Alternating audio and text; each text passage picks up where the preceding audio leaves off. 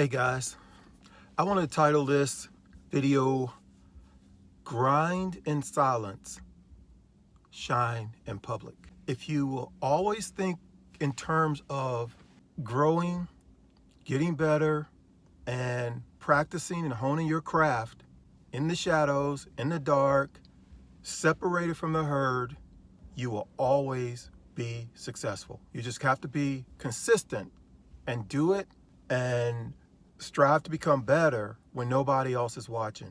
If you need to put the reps in for speaking, for working out, for business, do it, but don't do it broadcasting it to the world. It's a waste of time. And plus, you sap your energy, you sap so much of the dopamine that comes from succeeding and getting to the top. You'll sacrifice so much of your momentum, because when you think in terms of playing to the crowd, of explaining things to other people, of trying to bring other people along with you, you're dissipating your energies and your results are going to show. You're going to be up and down, and it's going to be at the whims of your environment. And you don't want that. You want the opposite. You want to work in a way in which you set your environment. You set it up before you even start. As a matter of fact, if you're going to the gym, lay out your clothes before you even go to bed at night. So that way, when you wake up in the morning, you got less resistance. You just grab your clothes and boom, take off. And you don't have to check with anybody. You don't have to get approval. You don't have to have the world like you. It doesn't matter. They will absolutely fall in love with you once you start to have success, but I'll talk about that a little bit later. Focus on the grind. Get to the point that you absolutely enjoy the grind. I remember one time I worked out for a year. Every single day I work out, every day. There was no fanfare. I didn't expect it to be. I didn't even tell anybody. I just did it. You know, my best friend, she knew about it, but nobody else. I didn't even broadcast it to my best friend. I just kind of would say in passing, I can't do this today because I got to work out. It got to the point when she called me sometimes, she'd say, "Oh, you were working out." I go, "Yeah."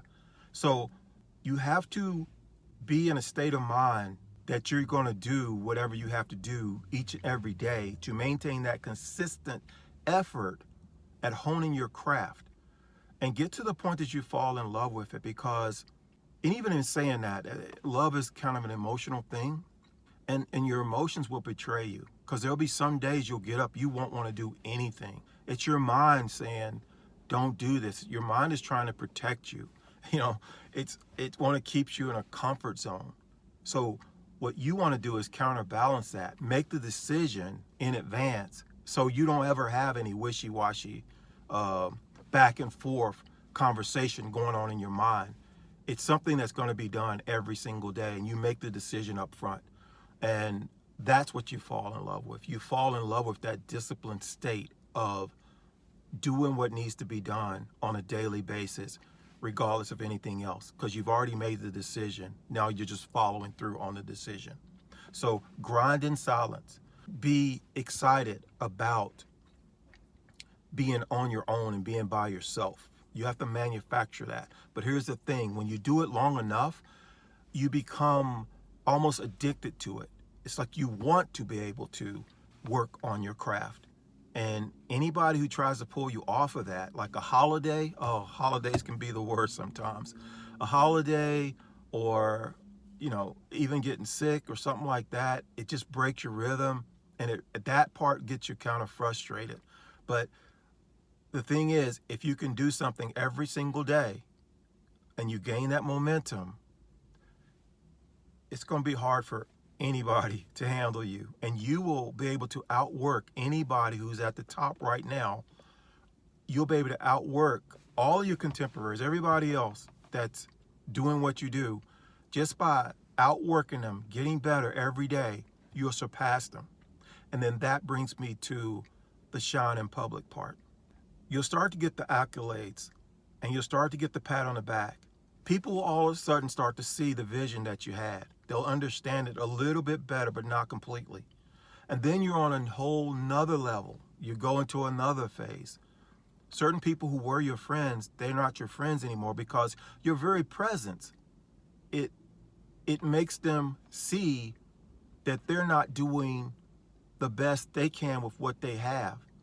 That's not your problem. So don't worry about that. If those people cease to be your friends and they don't want to be around you anymore, so be it. That's the way it is.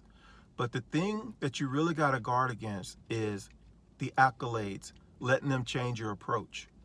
Because after a while, again, the results will show themselves and the accolades will come, but just know that's just a part of it. You're living your life from peak to peak. You're always going from one peak to the next peak.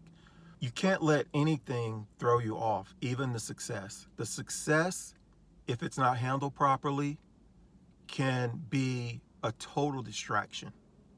It's got to be handled properly. And one of the best ways to use that success is to influence other people. The people who see what you do and want to be great as well, you can start to sow more of your efforts into them. But even so, still not to the point of you losing your direction. They should be doing most of the work themselves and only asking you for pointers to help them get to a higher level. And then you'll share with them some of the things you did behind closed doors when nobody else was watching. And they will, this is the thing too. You'll know you're talking to the right person when anything you tell them is like a golden nugget. And then the follow-up with that to let you know that you're talking to the right person is they will take what you tell them and they will go and do it. Then you know you're talking to the right person. So, in order to shine in public, you need to grind in private.